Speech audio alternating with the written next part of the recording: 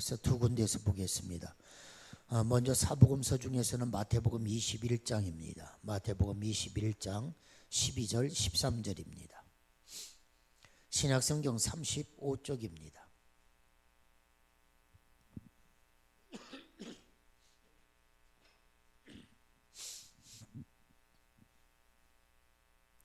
마태복음 21장 12절 13절입니다.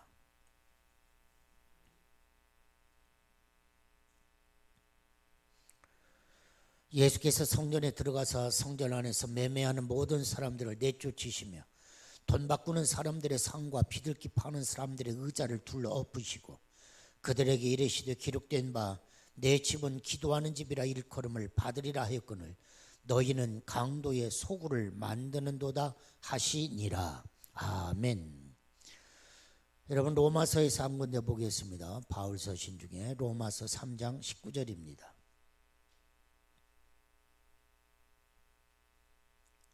신약성경 242쪽, 243쪽 이 정도 되겠습니다. 로마서 3장 19절에서 24절입니다.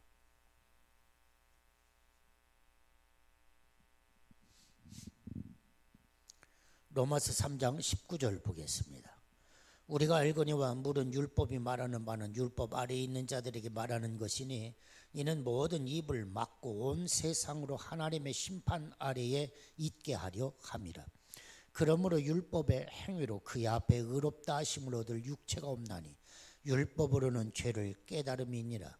이제는 율법 외에 하나님의 한 의가 나타났으니 율법과 선지자들에게 증거를 받은 것이라.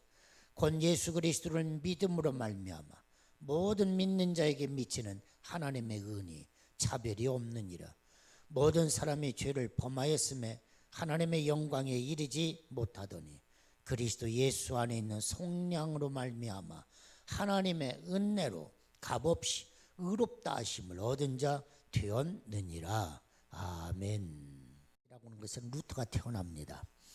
그는 1505년 7월 2일에 만스펠트에 사는 부모님을 방문하러 갔다가 이제 돌아오는 길에 슈트테른하임이라고 하는 작은 마을에 이르렀을 때입니다. 천둥과 함께 번쩍번쩍거리는 이 번개가 한번 쫙 치면서 옆에 함께 걷던 친구가 벼락에 맞아서 죽고 말았습니다. 한순간에 일어난 일입니다. 순간 루터는 숨이 막힐 듯 했습니다. 간신히 정신을 차린 이 루터가 무릎을 꿇고 하나님 앞에 기도하게 됩니다. 하나님, 나를 살려주십시오. 그러면 내가 하나님 당신의 종이 되겠습니다. 마침내 이 사원대로 루터가 1505년 7월 17일 가장 엄격하다고 하는 아우구스티누스파 수도원에 들어가게 됩니다. 그는 거기서 깊은 수행을 통해서 사람들에게 인정받는 수도사가 됐습니다. 그럼에도 불구하고 이 마틴 루터는 마음속에서 끊임없이 질문이 솟구쳐 올랐습니다. 내가 이렇게 깊은 수행을 통하여 많은 사람들에게 인정받고 있지만 내 이 깊은 수행으로 과연 구원을 받을 수 있는 것인가 하는 물음이 이 마틴 루터의 내면에서부터 끊임없이 들려온 것입니다. 이런 수행의 방법으로 내가 구원받을 수 있을까? 끊임없이 질문을 던지는 것이죠. 그러면서도 사제 서품을 받고 비텐베르그 대학에서 신학 박사까지 그는 학위를 받게 됩니다. 그때부터 이제 루터는 중세 카톨릭에 대해서 회의하는 마음을 갖게 됩니다. 카톨릭의 형식화, 상업화에 대해서 고민하기 시작합니다. 그러면서 종교개혁이 싹트기 시작한 것입니다. 결국에는 1917년 10월 31일 카톨릭교회의 면죄부에 대하여 95개 조항 반박 논제를 가지고 비텐베르그 성당에다가 95개 조항의 질문서를 걸어 붙이게 되는 것이죠. 이러면서 이제 종교개혁이 시작이 된 것입니다. 그 후에 당시 교황인 레오 10세가 1520년 6월 15일 루터에게 파문장을 보냅니다. 당신은 더 이상 카톨릭의 사제가 아닙니다 하고 파문장을 보냅니다. 비텐베르그 교수였던 이 루터는 학생들 앞에서 교황이 보낸 이 문서를 불태워버립니다. 그리고는 결국 1521년 1월 3일 루터는 파문을 당하고, 이 파문이라고 하는 것은 쫓겨나는 것입니다. 너는 더 이상의 카톨릭 신자가 아니야 하고 완전히 쫓겨납니다. 쫓겨나면 굉장한 불이익이 옵니다. 사회로부터 매장당하는 것입니다. 그래서 이단화로 이제 쫓겨나게 되는 것이죠. 1521년 신성 로마 제국 황제 카를 5세는 모름스 국회의사당에서 루터를 소환합니다. 주위에 많은 사람들이 루터에게 가지 말라고 말립니다. 그럴 때 루터가 유명한 말을 남기게 되죠.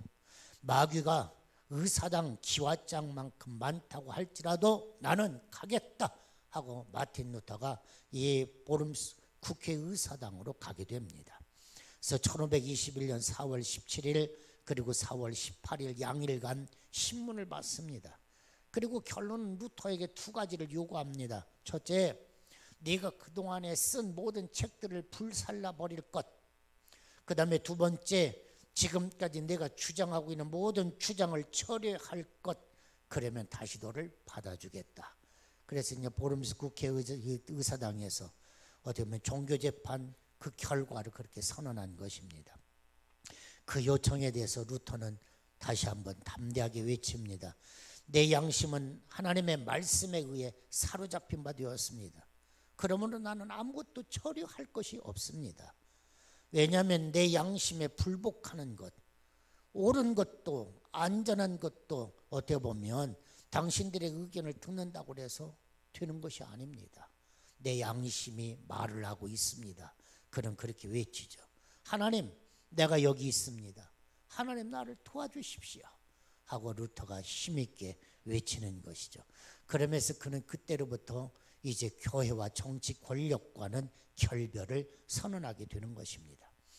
사랑하는 여러분, 마틴 루터의 종교개혁의 중심은 바로 이렇습니다. 오직 믿음입니다. 지난주에도 말씀을 드렸고 그 연장성산에서 오늘 간단하게 말씀을 드리겠습니다만은 루터가 외치는 것은 그런 거예요. 오직 믿음이다. 그런 이야기. 오직 믿음으로. 사랑하는 여러분, 그러나 이 오직 믿음이라고 하는 것이 뭘 의미하는지 여러분들은 다시 한번 마음으로 새겨보기를 원합니다. 오직 믿음으로 죄인인 내가 어떻게 거룩하신 하나님의 구원을 받을 수 있겠는가? 오직 믿음으로만 구원받을 수 있다 그랬어요.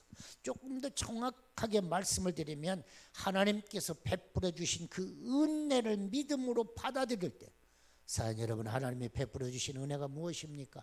친히 육신의 몸을 입으시고 세상 가운데 오셔서 여러분 빌라도 법정에 서시고 사형을 언도받으시고 십자가에 달리시고 물과 피를 쏟고 그리고 사흘 만에 부활하신 예수, 바로 이 은혜입니다. 이 은혜만을 믿음으로 받아들일 때 그때 의롭게 된다. 그때 구원을 얻을 수 있다.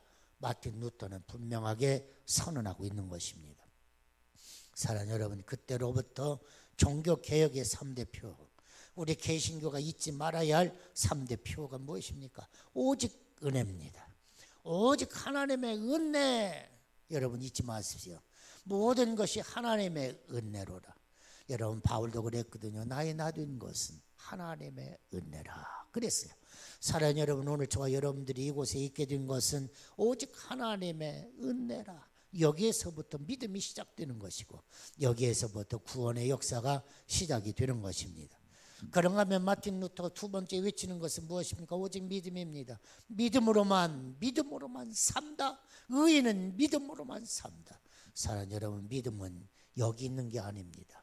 믿음은 여기 있고 우리의 삶에 있는 것이 믿음인 것입니다. 사랑하는 여러분, 우리가 착각하지 말아야 할 것은 믿음이 뭐냐? 마인드가 아닙니다. 믿음이 마인드가 아니에요. 믿음이라고 하는 것이 우리의 이념이 아닙니다. 믿음은 삶입니다. 여러분, 아브라함이 갈 바를 알지 못하나 하나님의 말씀을 의지하고 미지의 세계를 향하여 떠났다. 하나님만 의지하고 떠났다. 이게 믿음이라는 것입니다. 그래서 믿음은 액션입니다. 살아야 믿음인 것입니다. 할렐루야. 그래서 오직 믿음, 이것이 마틴 루터의 두 번째 외침입니다. 세 번째 외침이 무엇입니까? 오직 성경입니다. 오직 성서 그랬습니다. 여러분, 그때 당시만 해도 성경은 일반 성도들에게는 주어지지 않았습니다. 성경의 말씀도 어렵고 어려웠습니다. 번역이 안 돼 있으니까요. 오직 사제들만의 소유였습니다. 그런데 이때로부터 성경이 막 번역이 되어져서, 그래서 여러분 각국으로 번역이 되어지고 성경이 반포되어지고, 오늘날도 성경은 계속해서 번역되어져서 오지의 조그마한 부족들의 언어로까지 번역이 되어져서 성경이 지금도 생태한 성서공의를 통하여 성경은 반포되고 있는 것입니다. 이것이 개신교의 정신입니다. 그래서 오직 은혜, 오직 믿음, 오직 성경, 이것이 우리들의 삶의 모토인 것입니다. 그러면서 루터 신학은 또 하나 중요한 게 있습니다. 바로 그것은 만인 제사장론입니다. 사랑하는 여러분, 우리는 이 만인 제사장론, 우리가 평신도를 깨운다 제자 훈련을 하면서 누누이 강조한 말씀입니다만은, 가톨릭 교회는 여러분 사제만이 제사장입니다. 신부만이 제사장입니다. 쉽게 얘기하면 여러분, 일반 교회는 사제를 통하여 어때요? 하나님을 만나는 것이다 그랬어요. 하나님을 직접 만날 수가 없어요. 이게 가톨릭이에요. 사제를 통하여 만나는 거예요. 그러나 루터는 아니라는 거예요. 모든 그리스도인은 직접 하나님 앞에 기도할 수 있다. 모든 그리스도인은 직접 하나님을 만날 수 있다. 놀라운 선언입니다. 만인 제사장. 그런데 성경은 그렇게 얘기했거든요. 사도 바울은 왕 같은 제사장이요, 너희 모두는 왕 같은 제사장이다 그랬어요. 사람은 목사만이 제사장이 아니라는 거예요. 우리 모두가 다 제사장이라는 거예요. 이것이 만인 제사장입니다. 사랑하는 여러분, 이런 만인 제사장이 중세의 집단적 세계관을 어떻게 보면 근대의 개인적 세계관으로 바꾸는 계기를 이루게 된 것이죠. 그렇습니다. 중세 가톨릭은 형식화되었기 때문에 개혁을 했습니다. 그 후 500년이 지났습니다. 오늘 우리는 어떤가? 그런 거예요. 사랑하는 여러분, 오늘 이 시대야말로 다시 한번 종교개혁이 필요한 시대가 아니겠습니까? 뭐 세상이 그렇게 얘기하고 있고 우리도 그렇게 느끼고 있지 않습니까? 다시 한번 종교개혁이 일어나야 한다는 것입니다. 할렐루야, 할렐루야. 다시 한번 종교개혁의 모토, 첫 번째가 뭐라고요? 오직 하나님의 은혜. 두 번째는 뭐라고요? 오직 믿음입니다. 여러분, 간단한 이야기 같지만 정말 믿음이야? 믿음이냐는 거죠. 정말 이 천에서 여러분들이 믿음으로 살고 있어? 한번 물어보면 조금 심각해집니다. 그죠? 오직 성경, 너는 하나님의 성경의 말씀 그 원리대로 살고 있어? 성경은 들고 다가는 액세서리잖아. 네 생각과 네 마음은 온통 세상의 논리 속으로 가득 차 있잖아. 세상 이야기로 가득 차 있고 세상의 정신으로 가득 차 있잖아. 그러지 않아요? 종교개혁이 필요한 시대, 오늘 우리가 살아가고 있는 것입니다.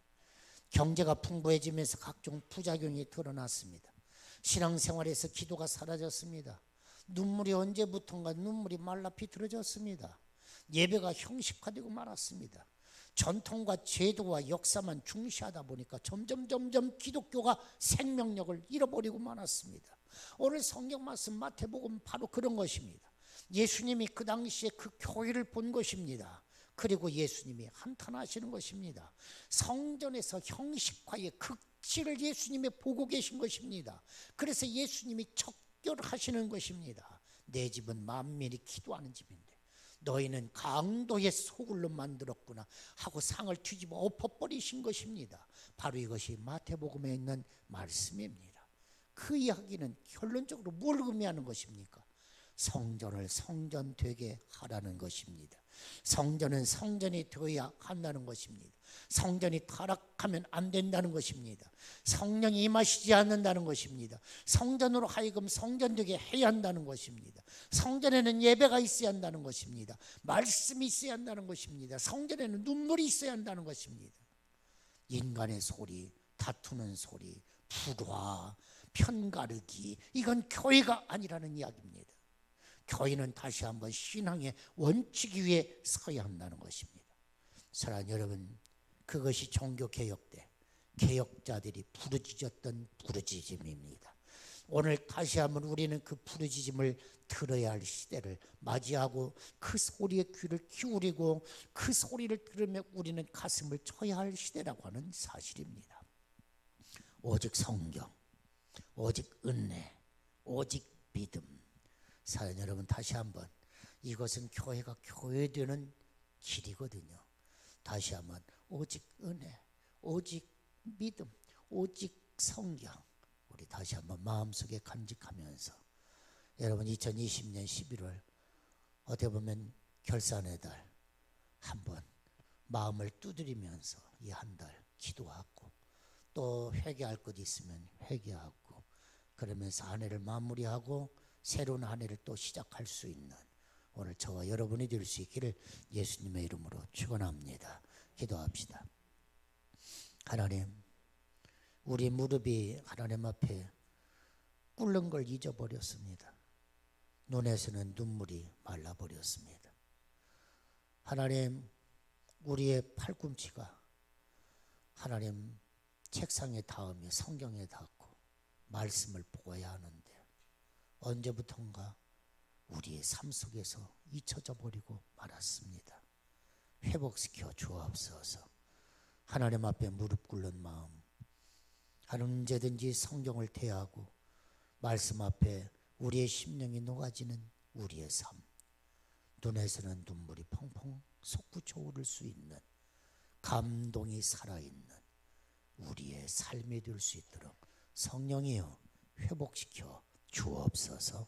예수님의 이름으로 기도하옵나이다.